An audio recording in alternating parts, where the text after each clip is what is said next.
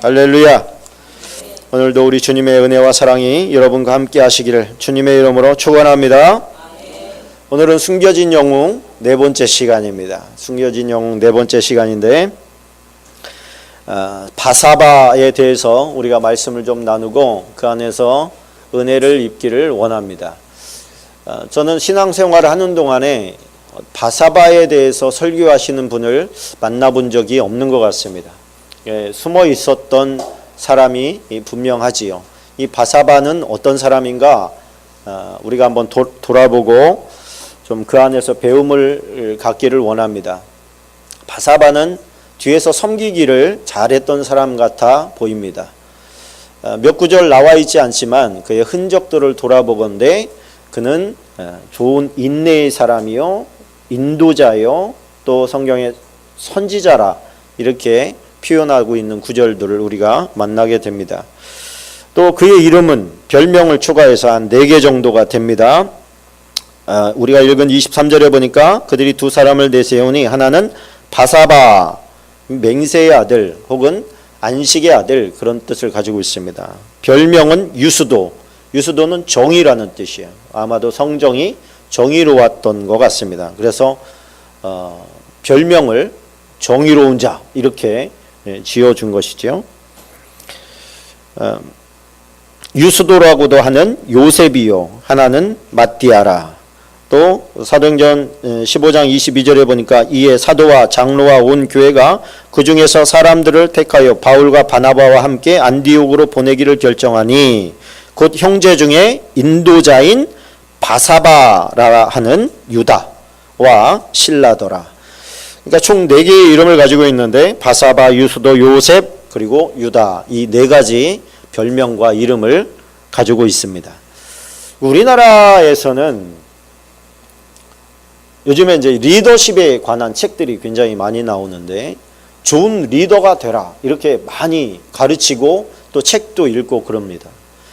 그런데 아무리 뒤져봐도 좋은 조력자가 되라, 좋은 조수가 되라 이렇게 가르치는 책은 한 권도 본 적이 없어요. 그러니까 다 좋은 리더만 되라, 리더가 되라, 리더가 되라 이렇게 세뇌 가까이 되다 보니까 조력할 줄을 모릅니다. 누군가 앞장서서 갈 때 그 뒤에서 푸시해주고 박수 쳐주고 또 협력해서 도와주고자 하는 마음이 없는 거예요. 왜? 그렇게 하면 자기가 드높아지는 게 아니고 앞에 서 있는 사람이 드높아지기 때문에 그거 싫다는 거예요. 그래서 조수 노릇은 하기 싫어합니다. 반장 그러면 너 반장이니? 이렇게 하는데 부반장 그러면 부반장 이렇게 가는 거예요. 별로 무슨 봉사부장 이런 것들은 취급도 안 해요. 왜 그렇게 되었는가? 머리 되기를 좋아하기 때문에 그렇습니다. 머리 되기를 좋아하는 거예요. 그런데 성경의 위대한 인물들은 조수부터 시작하는 사람들이 많습니다. 우리가 아는 여호수아라든지 갈렙이라든지 요셉이라든지 이런 다윗도 역시 마찬가지죠. 좋은 조수, 그 별것 아닌 일에 드러나지 않는 일에 최선을 다했더니 하나님께서 그를 유심히 보시고 그를 딱 들춰서 어느 순간에 리더의 자리에 세우는 거예요. 근데 좋은 조수를 해보지 못한 사람들은 좋은 리더가 될 수가 없습니다. 조수의 마음을 살필 줄 모르거든요. 조수의 마음을 살필 줄 모르는 거예요. 어제 축구를 했는데 그 주장이 어시스트를 아주 잘해줬어요. 잘해줘가지고 후배들이 골을 잘 넣을 수 있도록 도와주죠. 예전에는 어시스트는 별로 평가되지 않았습니다. 골을 누가 넣느냐 이것만 이제 굉장히 중요하게 생각했는데 요즘에는 누가 조력했느냐 이거 굉장히 중요한 문제지. 예전에는 누가 탁월한 스트라이크냐 이렇게 생각했는데 요즘에는 누가 훌륭한 수비냐 또 누가 진짜 열심히 뛰고 있느냐 여기에서 서서히 조명이 가기 시작합니다. 저는 정말 열심히 뛴다. 그리고 개개인마다 뛴 키로수를 또 다 체크해요. 누가 조금밖에 안 뛰는지 누가 많이 뛰는지. 이것은 뭐예요? 누가 드러나지는 않지만 최선을 다해서 움직이고 있는가에 대한 평가 점수가 중요해지고 있다는 뜻입니다. 그런데 성경은 이미 오래전부터 조력자들에 대한 스토리를 감춰두고 있어요. 이것이 저를 비롯해서 이런 쪽에 관심 있는 사람들을 통해서 드러내서 그 사람을 반짝반짝 빛나게 하는 것이죠. 교회라고 하는 것은 어쩔 수 없이 앞에 드러나서 일하는 사람들이 있고 뒤에서 드러나지 않게 일하는 사람들이 있습니다. 어찌 보면 드러나서 일하는 사람들은 자기 상을 이미 받았을 수도 있어요. 그러나 드러나지 않은 그들의 상은 아직 받은 적도 없고 하늘에 고스란히 쌓여 있을 수도 있겠다, 이런 생각을 합니다. 또 대형교회 목회자들과 또 우리같이 작은 교회 목회자들과 어떻게 비교가 되겠어요. 그러나 그 상황 가운데 있는 그곳에서 그가 어떤 삶을 살아내느냐, 이거에 하나님께서는 관심을 가지고 계시더라는 거예요. 그리고 좋은 조력자가 되기를 원하시는 거예요. 자, 우리가 아는 것처럼 유다는 예수님을 팔았습니다. 오늘 성경에 보니까 뭐라고 얘기하냐면, 유다를 가리켜 미리 말씀하신 성경이 응했다. 그러니까 구약에 유다에 대해서 예언한 것이 있다. 그 예언을 누가 했느냐? 다윗이 했다. 다윗이 입을 통하여 예수 잡는 자들의 길잡이가 된 유다, 이렇게 말하는 거예요. 다시 말하면 예수님을 잡아서 죽이려고 하는 자들의 길잡이가 되었다는 거예요. 누가? 유다가. 그런데 그 유다는 구약시대 이미 다윗이라고 하는 사람을 통해서 이미 예언되어 있었다는 거예요. 예언되어 있었다. 그리고 그는 그 예언대로 그대로 나아갔다. 그런데 그 본문의 배경이 시편 109편에 이제 나와 있는 거예요. 예수님이 붙잡히시던 밤에, 그때 예수님이 기도하시고 제자들이 주변에 있고, 그 다음에 저 멀리서 횃불을 들고 그 횃불에 맨 앞장서서 유다가 오고 있고, 그런 광경을 여러분들이 머릿속으로 한번 생각을 하면서 다윗의 글을 한번 머릿속으로 떠올려 보세요. 제가 읽어드리겠습니다. 다윗의 시, 인도자를 따라 부르는 노래. 내가 찬양하는 하나님이여 잠잠하지 마옵소서. 그들이 악한 입과 거짓된 입을 열어 나를 치며 속이는 혀로 내게 말하며 또 미워하는 자로 나를 두르고 까닭없이 나를 공격하였음이니이다. 나는 사랑하나 그들은 도리어 나를 대적하니 나는 기도할 뿐이라. 그들이 악으로 나의 손을 갚으며 미워함으로 나의 사랑을 갚았사오니 악인이 그를 다스리게 하시며 사탄이 그의 오른쪽에 서게 하소서. 그가 심판받을 때에 죄인이 되어 나오게 하시며 그의 기도가 죄로 변하게 하시며 그의 연수를 짧게 하시며 그의 직분을 타인이 빼앗게 하시며 그의 자녀는 고아가 되고 그의 아내는 과부가 되며 그의 자녀들은 유리하며 구걸하고 그들의 황폐한 집을 떠나 빌어먹게 하소서. 예수님께서는 유다라 할지라도 오늘 너희 중에 하나가 나를 팔리라 라고 하는, 예수님께서는 알고 계셨어요. 그리고 나와 함께 손을 넣는 자가 그니라. 그런데 유다가 함께 손을 넣었고, 유다라는 걸 예수님께서 분명히 알고 계셨음에도 불구하고 끝까지 예수님은 제자들을 사랑하셨고 자기를 팔 그 사람의 발까지도 예수님께서 종이 되어서 섬겨주셨습니다. 그렇게 했음에도 불구하고 예수님에 대해서, 예수님의 선에 대해서 악으로 갚는 자, 그 사람이 누구예요? 유다인데 그러한 자들의 직분을 빼앗아서 다른 사람에게 주십시오. 자, 여기서 직분이라는 게 뭡니까? 일할 수 있는 특권이에요. 일할 수 있는 특권. 그러니까 일하는 게 왜 특권이 돼요? 봉사하고 하나님 앞에 헌신하는 게 왜 그것이 특권입니까? 왜 그것을 빼앗아서 다른 사람에게 주라고 얘기하는 거예요? 그것은 분명히 귀한 특권이기 때문에 그렇습니다. 우리가 드러나는 것들은 대부분 뭐예요? 죽으라고 봉사하고 선한 일하고 충성하고 욕먹는 거, 따돌림 당하는 거, 뒤에서 수근수근하는 거, 이러한 일들이죠. 그런데 왜 그것이 특권이라고 지금 그 직분을 빼앗아서 다른 사람에게 주라고 얘기하는 겁니까? 여러분, 왜 그러냐면 직분이라고 하는 것은 이 땅에서, 성경이 뭐라고 그래요? 이 땅에서 매이면 하늘에서도 매이고, 이 땅에서 풀면 하늘에서도 풀린다. 예수님께서 그렇게 말씀하셨어요. 이게 뭐냐면 교회를 세울 때 내가 이 반석 위에 내 교회를 세우리라, 베드로의 고백 가운데 예수님께서 말씀하시면서 해주신 말씀이에요. 교회에는 뭐가 필요하다? 직분자가 필요하다는 거예요. 충성하는 자가 필요한데 또 교회에, 내 교회에 의해서 교회 법이 있고 그 모든 법들을 제정하고 실행하고 그러한 것들이 뭐다? 하늘에서도 그대로 적용하겠다는 거예요. 교회가 처음에 문란하게 만들고 더럽히고 이런 사람들을 교회가 치리해가지고 당신은 교회에서 처음에는 징계로 나갑니다. 3개월 동안 예배에 참석할 수 없습니다. 그럼 3개월 동안 교회 못 오는 거예요. 그런데 만약에 이 사람이 교회가 여기밖에 없어? 내가 다른 교회 가면 되지? 그리고 다른 교회 가봐야 하늘에서는 그 사람의 징계가 계속되고 있다는 거예요. 그게 풀리지 않아요. 여기에서 목회자가 묶은 거에 대해서 그 목회자가 풀거나 그 스스로가 하나님 앞에 회개하고 제대로 와서 그 교회에서 풀지 않는다면 안 풀리는 거예요. 그거는. 근데 본인이 이 세상에 교회가 여기밖에 없어요? 이곳저곳 돌아다녀 봐야 소용이 없다는 거예요. 그래서 여기서 묶였으면 여기서 풀어야 되는 거예요. 그런데 그것이 어떤 교회 법뿐만이 아니라 직분도 마찬가지라는 거예요. 직분도.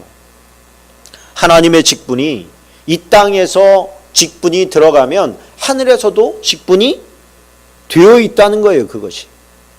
목사님 무슨 하늘나라에 직분이 있어요? 하늘나라에 무슨 직분이 있겠어요?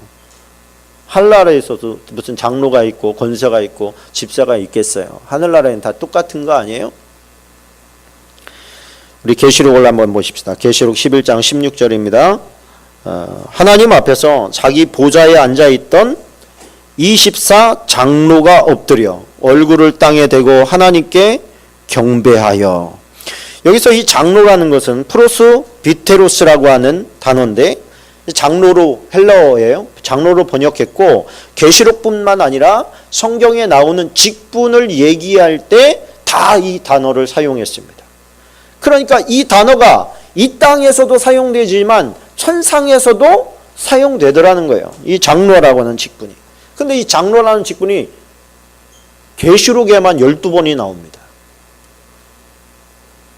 그러니까 이 교회의 직분이라고 하는 것이 천상에 가면 어떻게 바뀔지는 모르겠습니다만 유효할 수 있다.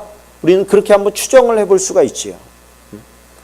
그런데 이 직분이라고 하는 것은 소중하다, 소중하지 않다.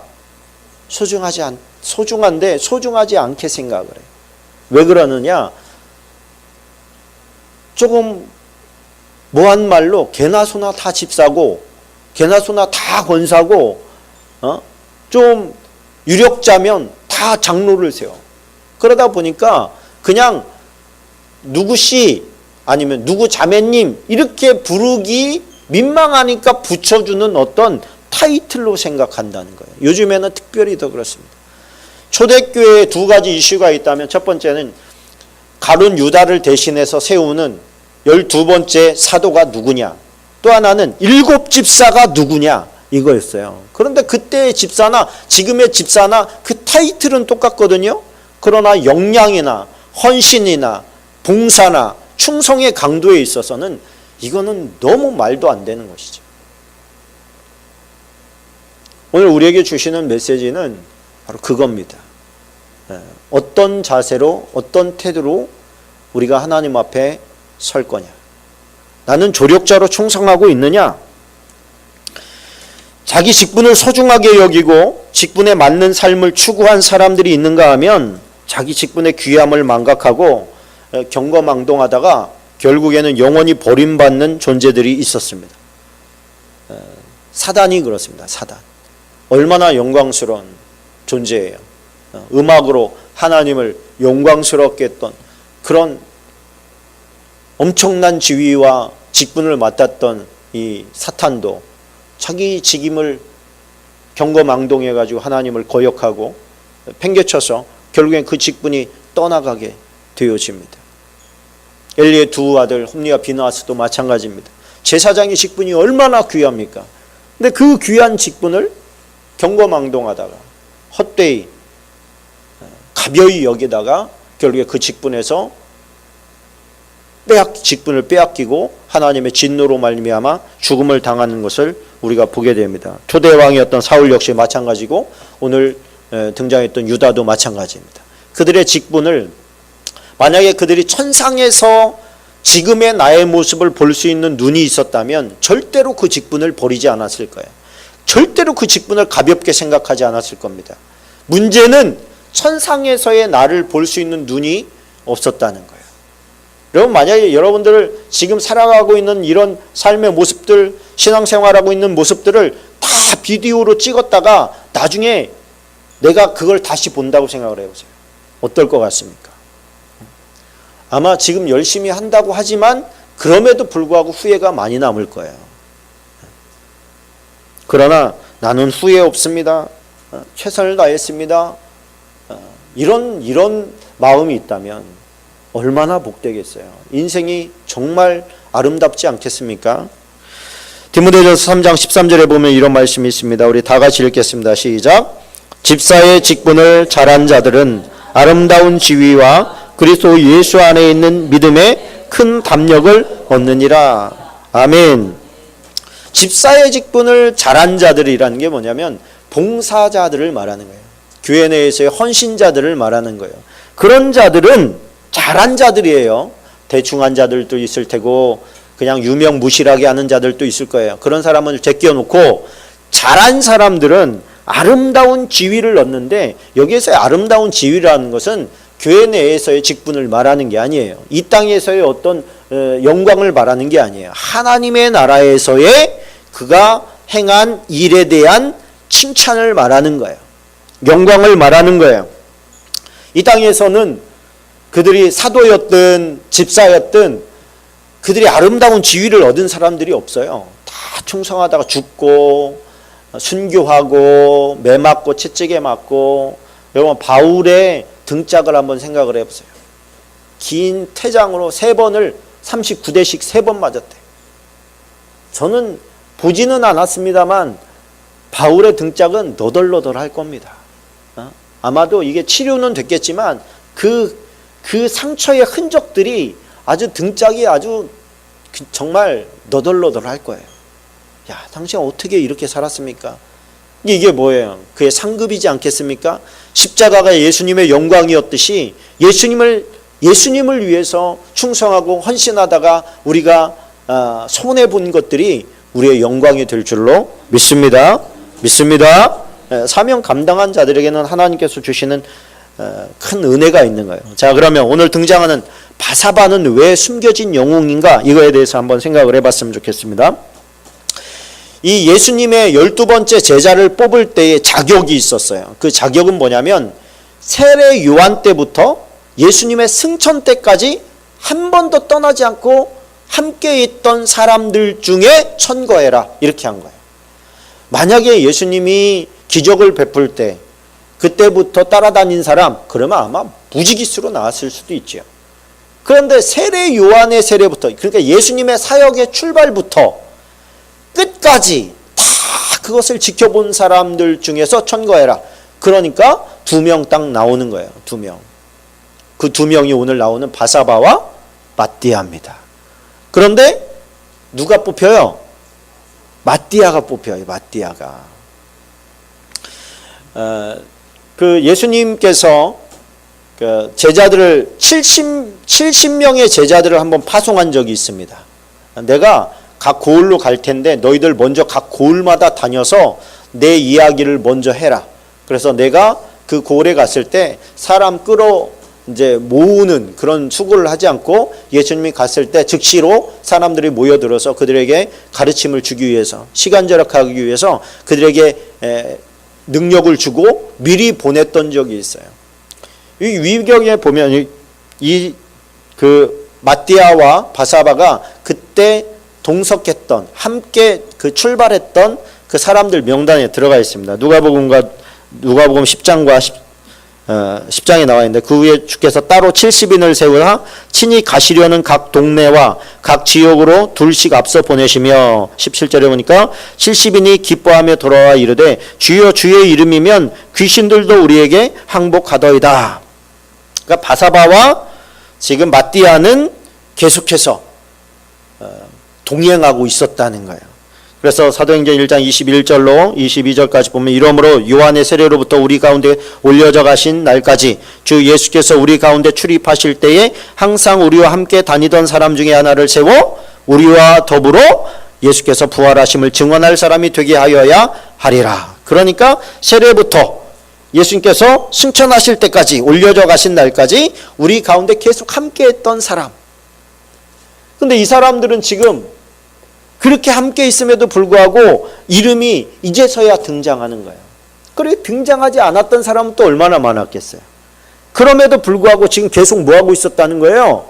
충성하고 있었다는 거예요. 헌신하고 있었다는 거예요.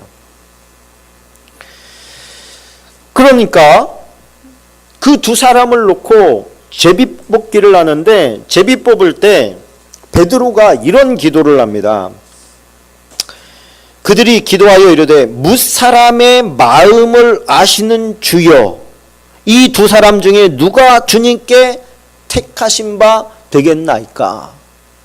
그러니까 베드로의 기도를 하고 그 다음에 제비를 뽑는데, 그 기도 제목이 뭐라고요?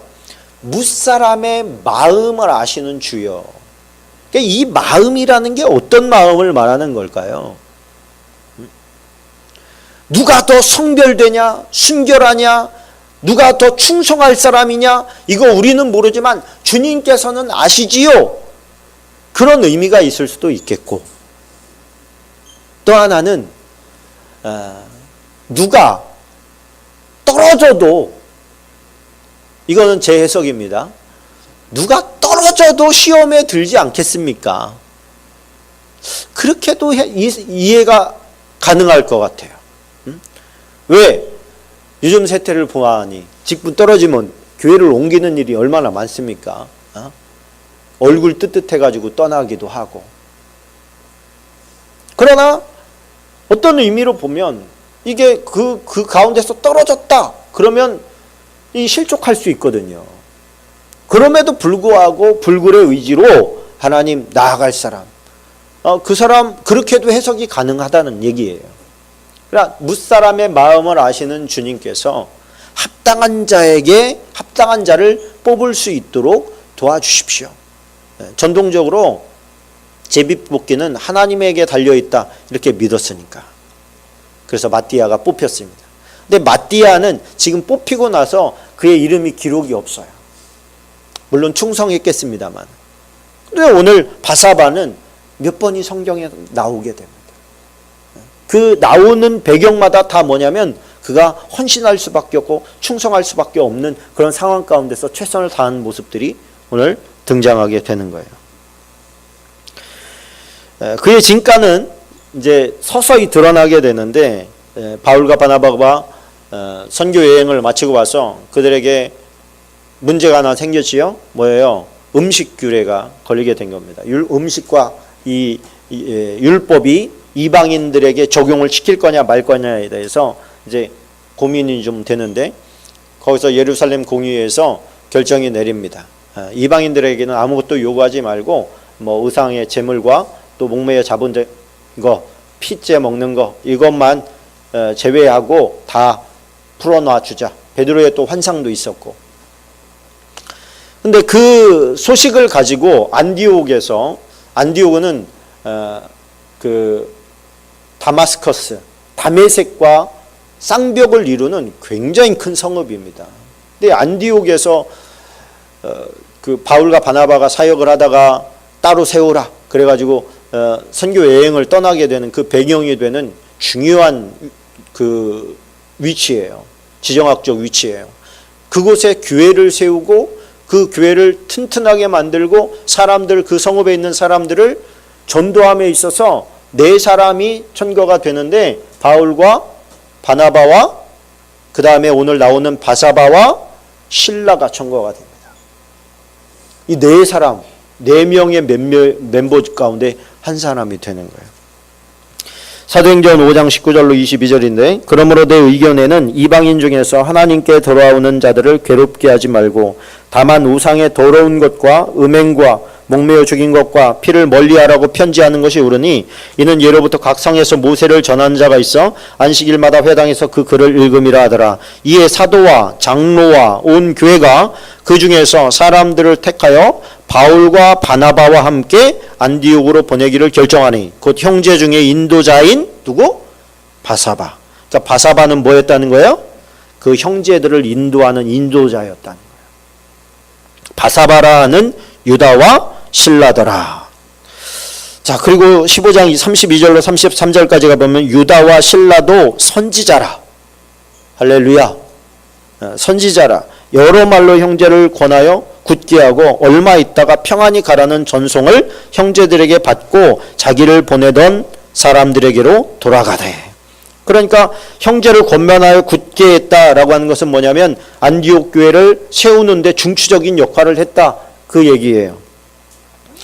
여러분, 이 바울은 13번째 사도라 그렇게 말합니다. 보통 이 숫자에 되게 민감하다고 그랬잖아요, 유대인들은. 그래서 바울이 사도라고 하는 것을 인정하지 못했어요. 왜? 13번째는 없다 이렇게 생각을 한 거예요. 12이면 12이지 24면 24지 13번째 사도? 하나님이 그러시겠어? 이렇게 된 거예요.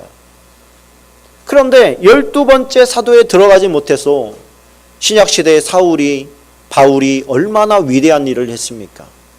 7 집사에 들어가지를 못했어요. 바나바도 들어가지를 못했고 실라도 들어가지를 못했고 오늘 등장하는 바사바도 7 집사에 들어가지를 못했어요. 그런데 그들의 사역에 제약을 받았습니까? 안 받았어요. 안 받았어요.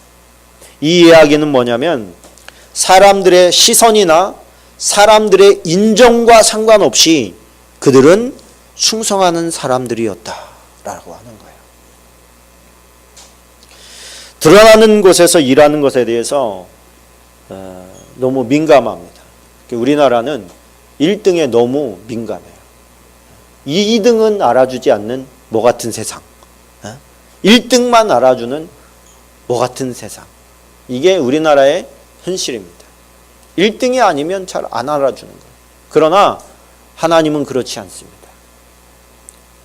하나님은 그렇지 않아요. 성경은 그렇지 않아요. 천국은 그렇게 돌아가는 것이 아닙니다. 자, 오늘 한번 생각을 해보십시다. 충성되다라고 하는 이 인정. 오늘 제가 이 바사바를 드러냈습니다마는 저는 이런 일들이 좀 많이 일어났으면 좋겠어요. 성경에 숨어있는 영웅들이 얼마나 많은지 몰라요. 왜 그들에게는 조명이 가지 않을까? 왜 조명이 가지 않을까? 그래서 저는 무슨 큰 상을 이렇게 받으러 나왔을 때 그 영광을 가끔 가다가 스텝진들한테 돌리는 그런 사람들을 봅니다. 가수라든지 아니면 배우라든지 뭐 주연상 뭐 이런 거 받을 때 보면은 그 스텝진들의 수많은 수고와 보이지 않는 곳에서의 헌신 때문에 그 한 사람이 드러나잖아요. 그런데 그걸 홀딱 자기만 가로채면 좀 밉다는 생각이 들어요. 그런데 그들의 그 자리에서 그들의 수고를 치하해주고 내가 이 자리에 있었던 것은 내가 잘나서가 아니라 뒤에서 나를 이 자리에 설 수 있도록 만들어준 그 수많은 사람들의 헌신과 희생이 있는 거잖아요. 아멘? 그 중에 제일은 우리 하나님인 줄로 믿습니다. 우리 하나님이에요, 하나님.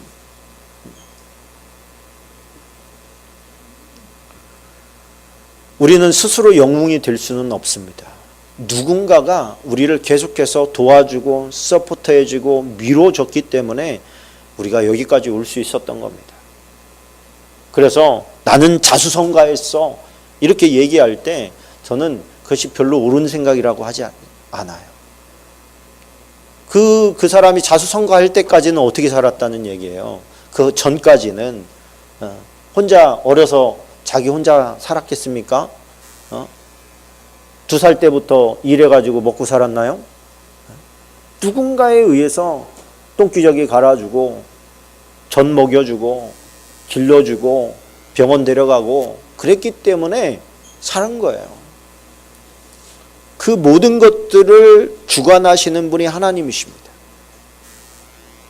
그 하나님 앞에 우리가 이제는 무명의 사람이든지 아니면 직분을 얻어서 충성하는 사람이든지 간에 하나님께서 우리에게 요구하시는 것은 뭐냐? 우리가 이 땅에서는 무명이어도 괜찮아요. 이 땅에서는 뭐 아무도 안 알아주고 일개 교회에 무슨 뭐 직분도 없는 사람이 뭐 그렇게 중요하겠어요? 그렇지 않아요. 천국에 들어가면 낱낱이 드러날 텐데 그때 중요한 거예요. 그때. 굉장히 화려하고 밖에서 볼 때는 위대해 보였던 사울이 하나님께서 보실 때는 버림받은 왕 아닙니까? 형제들 가운데서도 드러나지 않았던 다윗이 혼자 양치기 하고 있던 그 미력한 자가 그곳에서 양치는 것에 충성하는 모습을 보고 하나님께서 그를 들어서 왕으로 세우지 않습니까? 우리는 누구 앞에서 살 거예요? 누구 앞에서 살 거예요? 제가 역대 왕들을 연구하면서 일찍이 하나님 앞에 드러나서 아름답게 끝까지 쓰여진 사람이 정말 몇 안 되는 거예요. 다 처음에는 잘하다가 중간에 변질되어지고 나중에는 미친 짓들을 하는 왕들이 얼마나 많습니까?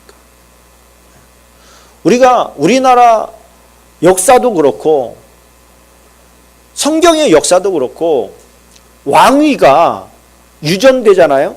왕위가 자식으로 그냥 유전됐는데 왕위가 유전됐을 때 위대한 왕이 나오는 확률이 이렇게 없습니다. 왜 그런지 아십니까? 조력자 역할을 해본 적이 없기 때문에 그래요. 조력자 역할을 해봤어야지 뭐가 어떤 때 어떤 역할을 해야 되는지를 알지요. 그 처음부터 다 대접만 받았어요. 다 우러름을 받았어요. 그렇게 왕이 되다 보니까 이해를 못하는 거예요. 없는 사람 이해를 못하는 거예요. 핍박받는 사람 이해를 못하는 거예요. 그러니 그들을 위한 무슨 정책이 나오겠어요. 가난하고 굶주리고 힘없는 자들에 대한 정책이 어떻게 나오겠어요. 그래 본 적이 없는데 다른 사람들이 얘기한다고 그게 와닿겠습니까? 그러나 역사적으로 위대한 왕들은요, 정말 고생 많이 한 사람들이 위대한 왕이 되어지고 위대한 리더들이 됐어요. 왜? 그들 없는 자들을 살필 줄 아니까. 없는 자들의 고생을 아니까. 요셉이 그렇게 훌륭한 총리가 될 수 있었던 게 바닥 생활을 오래 했기 때문에 그렇습니다. 그래서 우리도 민족의 지도자나 또 이 땅의 지도자들을 세울 때에 과거를 추적해 볼 필요가 있습니다. 그게 경력을 조사할 게 아니라 그가 어떤 인생을 살았는지 돌아볼 필요가 있어요. 물론 그렇게 해도 엉망인 사람들이 있습니다만 전혀 경험해 보지 못한 사람은 좋은 정책을 내놓을 수가 없어요. 가난한 자들을 위한 정책을 내놓을 수가 없어요. 이 땅의 병폐가 뭐예요? 있는 자들이 더 잘 살게 만드는 정책만 계속 나온 거 아닙니까? 왜 그래요? 못 살아본 적이 없어서 그래. 못 살아본 적이. 우리는 주님을 기대하면서 사는 사람들입니다. 우리가 행하는 모든 이런 삶의 패턴들, 내가 경험하는 것들은 결국 누구에겐가 여러분들이 써먹을 때가 올 거예요. 그때 잘 써먹으면 되는 거예요. 사랑하면 되는 거예요. 그 가운데서 우리의 인격이 부서지지 않고 잘 다듬어지시기를 주님의 이름으로 축원합니다. 그래서 마지막 날에 주님 앞에 섰을 때 얘는 내 영웅이야. 그러고서 주님께서 딱 드러냈는데 아무도 아는 사람이 없어.